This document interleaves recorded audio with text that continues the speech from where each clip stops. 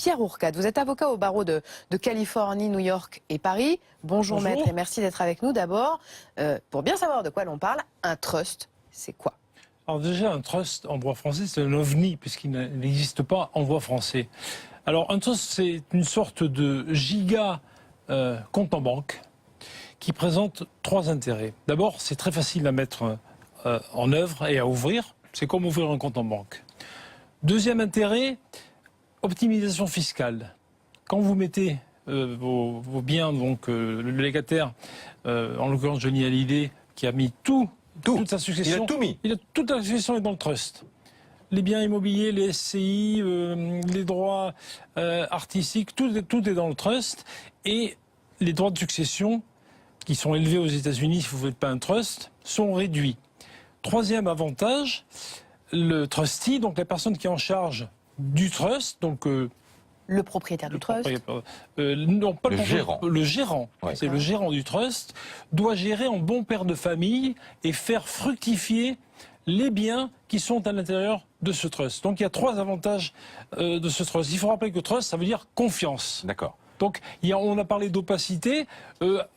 C'est opaque dans la mesure où on n'a pas, a priori, à dévoiler aux États-Unis le nom de son trustee. Oui. En l'occurrence, les avocats de Laura et de David ont demandé la communication, ce qui est légitime, et ils vont l'obtenir. Je crois savoir que c'est Bank of America a confirmé, qui serait donc le trustee. Et donc, on va avoir ces informations. Je crois qu'ils doivent les délivrer au plus tard le 18 mars. 18 mars, c'est-à-dire lundi. C'est-à-dire lundi. Il faut être résident américain, évidemment, pour ouvrir un trust aux États-Unis, on est bien d'accord? Pas forcément. Pas forcément. Pas forcément. D'accord. Donc le périmètre, vous dites, c'est tout.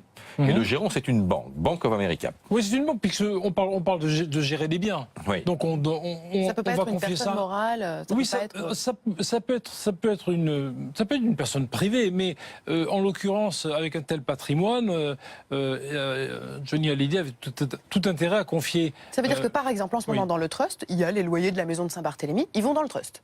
Ils vont dans le trust. Est-ce que la justice française peut demander le gel de tout ce qui est dans le trust? Oui. C'est ce qu'ils vont d'ailleurs.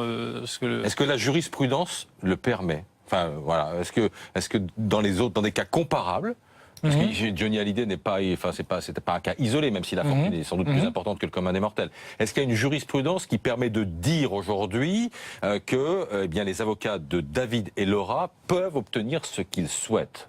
Pas précisément une jurisprudence, mais ils peuvent essayer de geler.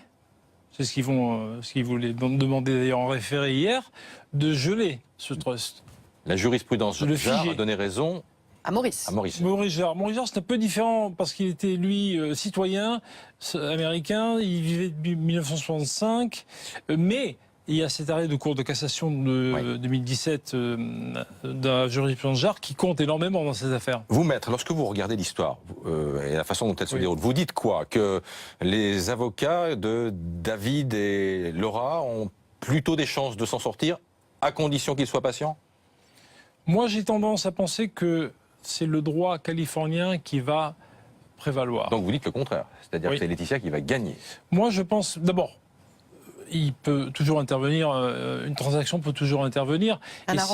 Mais on est mal parti pour une transaction. S'il n'y a pas de transaction, ça peut durer des années, ça peut durer 10 ans. On peut aller jusqu'au cours d'appel. Pourquoi vous dites que c'est plutôt le droit californien qui va l'emporter? Parce que je pense que Johnny Hallyday était résident californien, il avait une carte verte. Les enfants, Jalen Joy, il est scolarisé à Los Angeles. Donc il y a quand même un faisceau d'indices dont je pense qu'ils accréditent la thèse de la résidence. Et dernier point important, Johnny Hallyday payait des impôts à l'État de Californie. Et ça va compter beaucoup. Merci maître d'être venu ce matin sur Plateau de Première Édition. Merci Candice. L'Écho, Nicolas Douce.